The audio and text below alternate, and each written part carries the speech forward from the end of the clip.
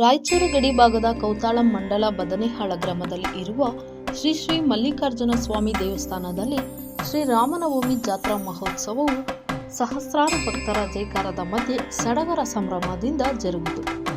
ಕುಂಟನಹಾಳು, ಉಪ್ರಾಹಾಳು, ರೌಡೂರು, ಕೌತಾಳಂ, ಯರಿಗೇರಿ, ತೋವಿ, ಹೊಸಳ್ಳಿ, ಹಣವಾಳು ಸೇರಿದಂತೆ ಸುತ್ತಮುತ್ತಲಿನ ನೂರಾರು ಗ್ರಾಮಗಳಿಂದ ಆಗಮಿಸಿದ ಭಕ್ತರು ಶ್ರೀ ಮಲ್ಲಿಕಾರ್ಜುನ ಸ್ವಾಮಿ ದರ್ಶನ ಪಡೆದರು.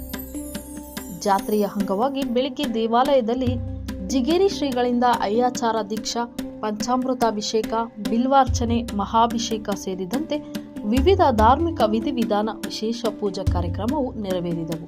ರಥದ ಮೆರಗು, ರುದ್ರಾಕ್ಷಿ ಮಾಲೆ, ಹೂವಿನ ಹಾರಗಳಿಂದ ರಥದ ಅಂದ ಹೆಚ್ಚಿಸಿತು. ಭಕ್ತಾದಿಗಳು ಹರ್ಷೋದ್ಗಾರ, ಜಯಘೋಷಗಳನ್ನು ಕೂಗುತ್ತಾ ರಥೋತ್ಸವವನ್ನು ಮುನ್ನಡೆಸಿದರು.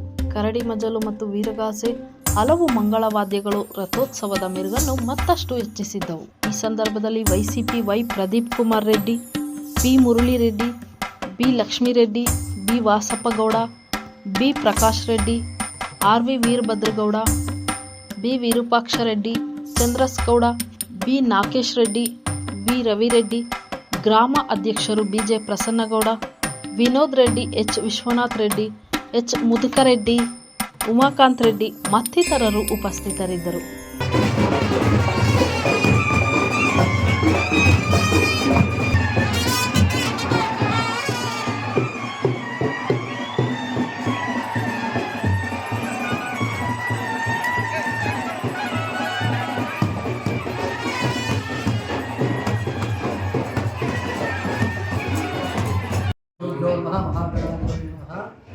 ಮಂತ್ರಾಲಯ ಮಂಡಲ ಬದನೆಹಾಳ ಗ್ರಾಮದಲ್ಲಿ ಪ್ರತಿ ವರ್ಷ ಕೂಡ ಈ ಒಂದು 6 ದಿವಸದ ಮಲ್ಲಿಕಾರ್ಜುನ ಸ್ವಾಮಿ ರಥೋತ್ಸವ ಕಾರ್ಯಕ್ರಮ 5 ದಿವಸ ಕಾರ್ಯಕ್ರಮ ಇಲ್ಲಿ ಮಹತ್ತರವಾಗಿ ಪುರಾತನ ಕಾಲದಿಂದ ಜರುಗುತ್ತಾ ಇದೆ.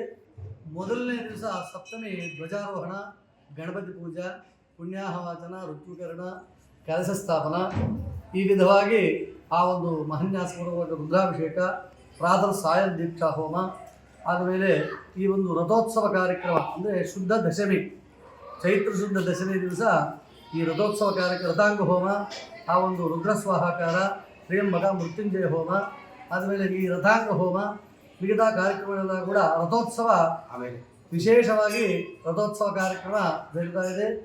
ಇಲ್ಲಿ ಆ ಒಂದು ಮೊದಲನೇ ದಿವಸ ವಸಂತೋತ್ಸವ ಕಾರ್ಯಕ್ರಮ ಜರುಗ್ತಾ ಇದೆ.